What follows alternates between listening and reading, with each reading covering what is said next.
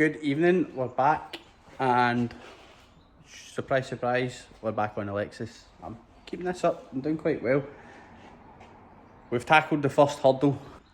We have working Regulates again, but I forgot how the Lexus one's actually connected, and I've basically had to kind of do this in a very hooky mannerism, so we're going to need to tape that up, get this back on properly, and then we can get the number plate back on.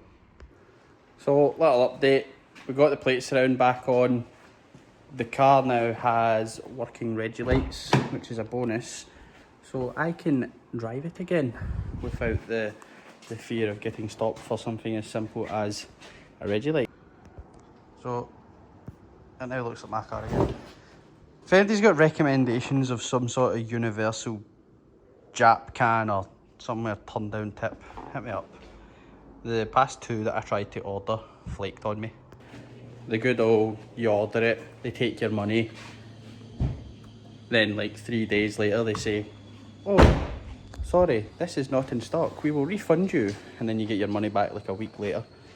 So that's next on the agenda, but we'll come back another night and we're going to get all the interior trims back in so that I can stop feeling like I'm driving a rally car. Bit of an intermission for this video. We have decided, since, I don't know, it's kind of alright weather.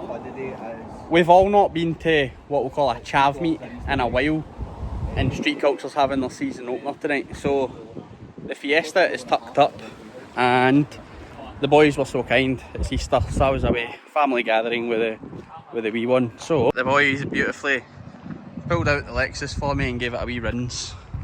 We're going to take it out tonight. First time this thing's seen daylight in a while. We've got Jed's Fiesta and Chrissy's Golf. Typically it would be that just as Chrissy takes the West Fours back off the Golf that we all decide to go out. And we've got Jed, Chrissy and Ross. So we're going to go, the Lexus needs fuel. I ran it dry the other night there. We head to the Q8, we're going to meet American Mike at the Q8, and then we will boost onto the bypass and Steve's going to jump on at the Fennec cut-off and meet us there. Back again, I've done my usual. Told you in the last clip we were taking the Lexus out to the chav meet. We did go. Did I film anything? No. And then my phone died when I remembered that I hadn't filmed anything. So we're back in the unit. What we're going to do today, obviously you've seen, got the plate back on, Regulates that now work. Now we have all of the missing interior panels. So plan is, get them in, clean them up, because these were in the car the entire time that I was body working it, so they're absolutely minging. Nothing too intensive, to be fair. I mean, everything's literally just clips and then more clips. So we'll get everything in, then we'll get the Starner gloss out and we'll give everything a clean. So I guess this will kind of help anyone who's wondering how to take all of this out.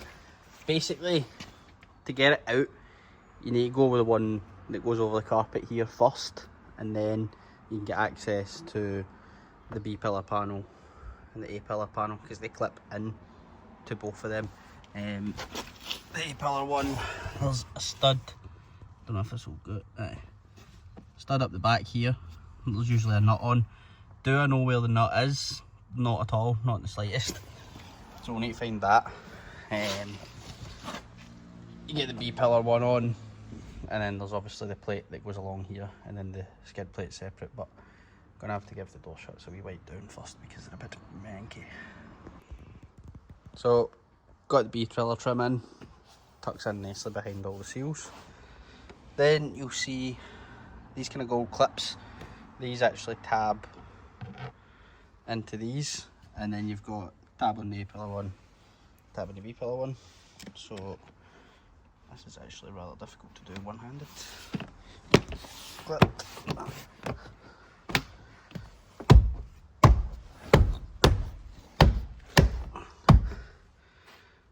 Simple.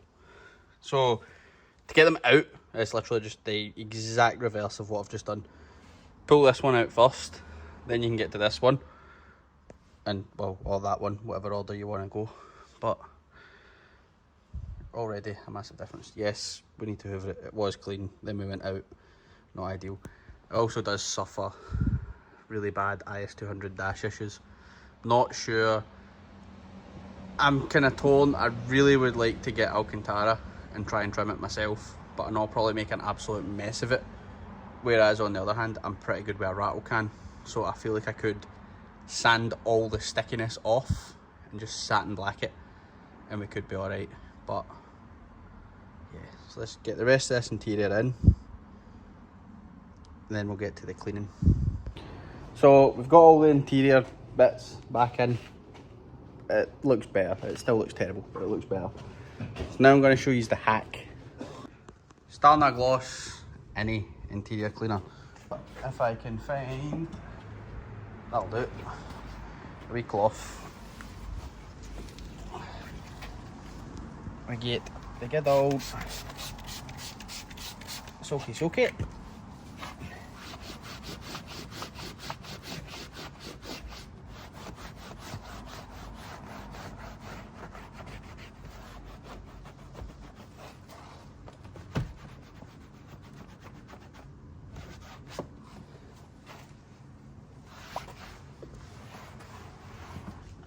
And she's meant, well, other than this is a stain.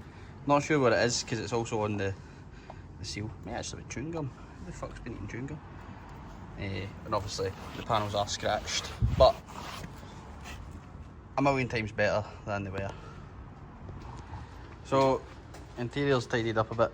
Still needs hoovered, and it's all going to come back out anyway because we need to do something with that dash. That's bad.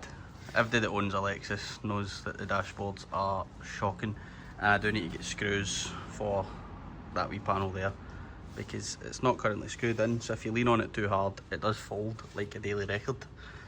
We also do need to adjust the seat a wee bit. I'm going to get Ross to bring his wee die grinder. He's got a really good bit in it that chews through any metal, so we can shift this over a touch. It's pretty good where it is, but I could be doing with it being this way a wee touch.